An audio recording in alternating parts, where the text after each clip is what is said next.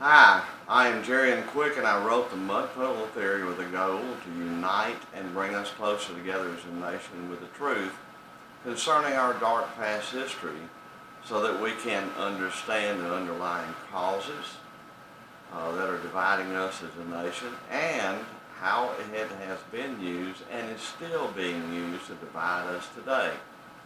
Once you know and understand the underlying causes that divide us and how it has been used and is still being used today to divide us as a nation, the path to unification should be easy to accomplish.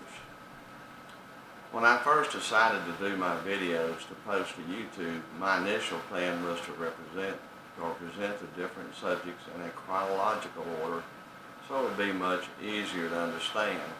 I sat down and prepared a list of the different subjects that I would cover in chronological order.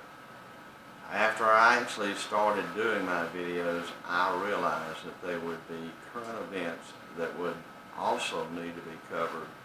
So then I started taking what I call a pause for the cause and started doing videos that are current and would be relative to my major goal to unite and bring us closer together. Thus far, I did a video on Stop the Violence because it is an issue that I have been concerned about for years and an issue I discuss in the Mud Puddle Theory and offer a solution. I also did a video on the synagogue killings and a video on natural disasters.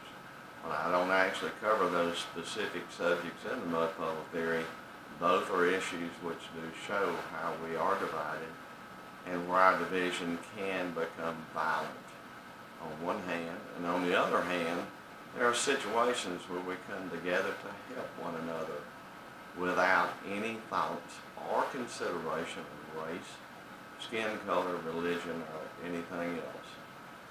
In the Mud Puddle Theory, it should be very obvious that I am a critic of and a strong opponent of the Southern Poverty Law Center.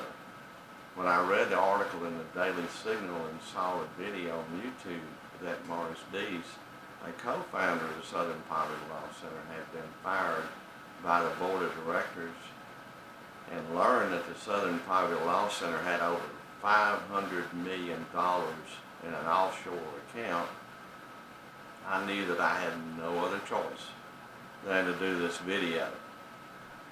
This gives a lot of credibility to what I say in the Mud Puddle Theory about Morris Dees and the Southern Poverty Law Center.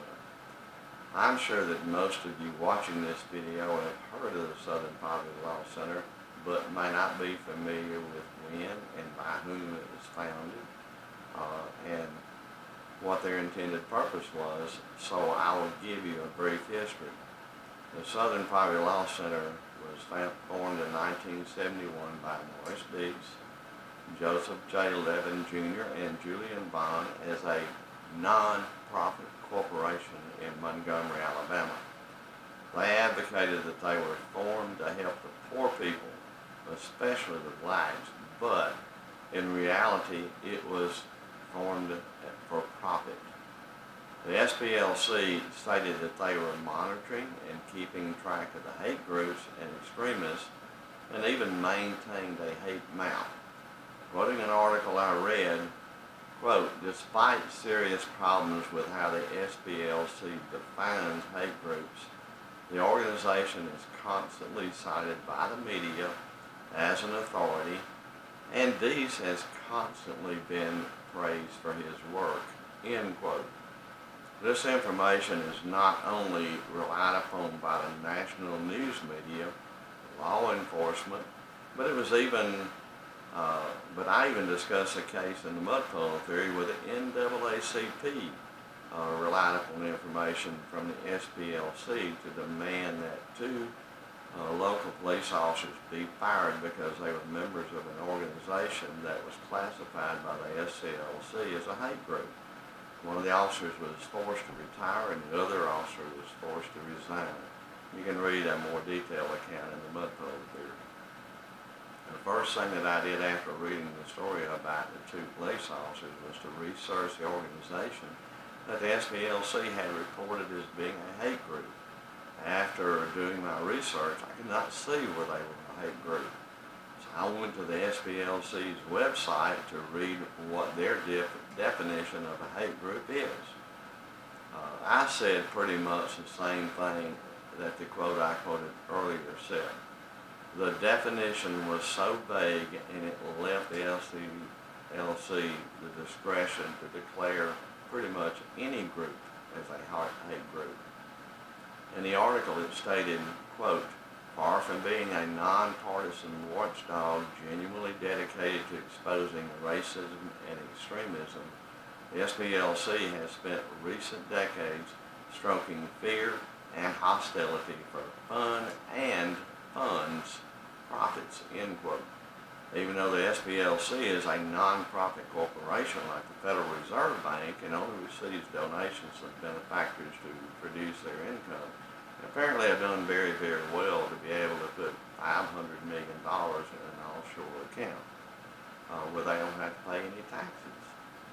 Must be nice. It is rather ironic to advocate helping the poor and then putting money offshore where it can't be taxed, something that could actually help the poor. This most recent incident is not the first time that Morris Dees and the SPLC have been the headlines concerning claims of racism.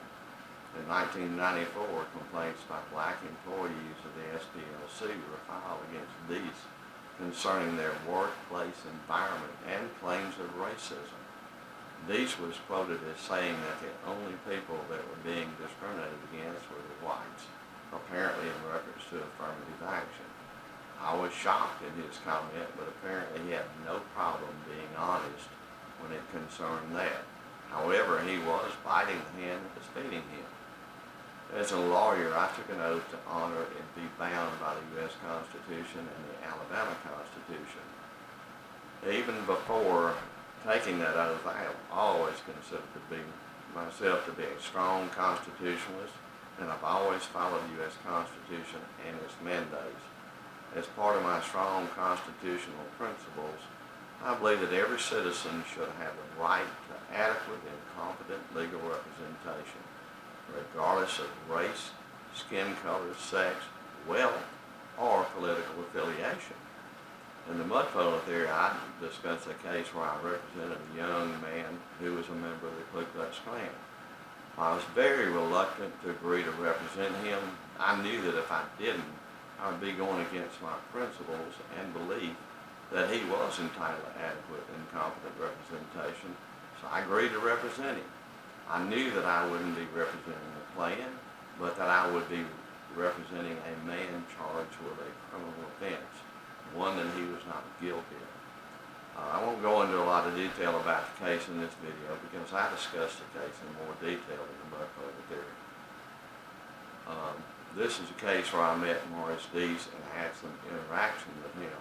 In this case, the FBI was present during a counter demonstration by the Klan, and based on their report, none of the Klansmen had committed any criminal offense.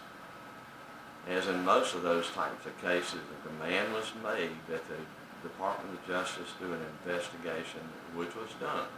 The DOJ investigation found that there were no criminal offenses committed by any of the Klansmen. One would think that that would be the end, but Morris Dees and the Southern Poverty Law Center got involved by filing a civil lawsuit against the Klansmen who were involved. Based on Morris Dees' influence, even though the FBI and DOJ had already concluded in their investigations and found no criminal culpability, Dees was apparently able to persuade the DOJ to file criminal charges against the Klansmen who were present. Since Dees was successful in getting criminal charges against the Klansmen, we were able to persuade the trial judge to allow the attorneys to conduct an investigation of Dees himself. We were able to get all the pleadings filed in his divorce case, his deposition, and the transcript from the trial. The judge even allowed the attorneys to take Dees' deposition. To say the least, I learned a lot about Dees, and it opened my eyes to what he is capable of doing. However, our objective was to try and prove some type of conspiracy between Dees and the DOJ, which we knew would be very, very hard to prove.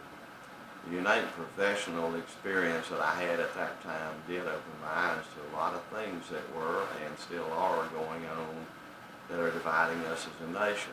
The young man that I represented told me that the blacks were being exploited and used as sacrificial lambs. And a young, educated, very intelligent black man I talked to actually told me the same thing using the exact same words.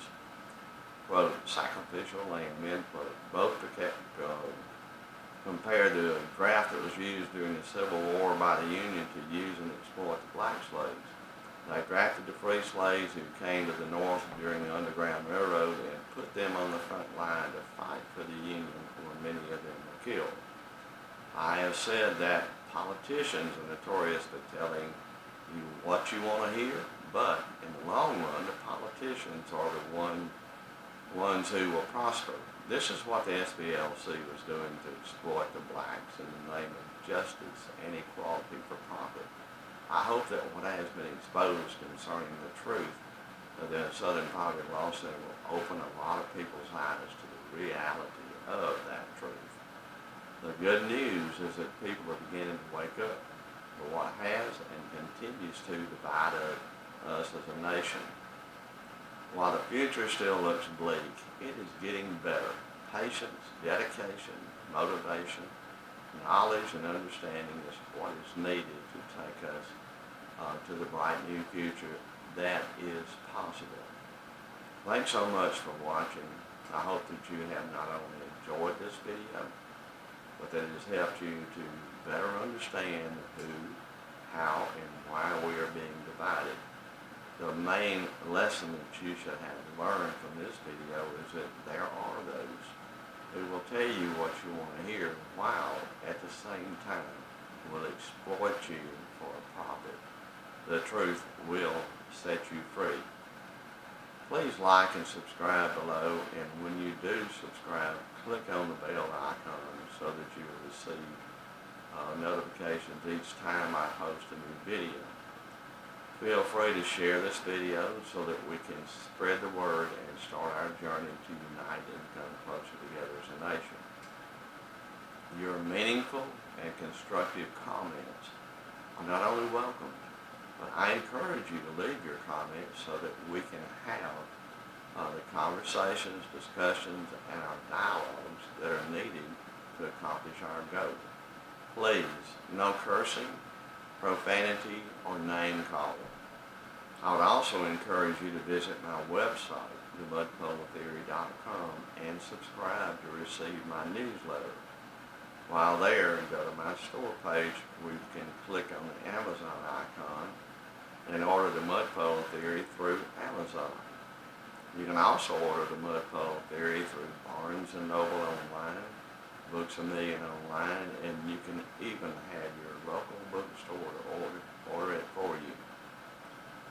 Again, thanks so much for watching. God bless America.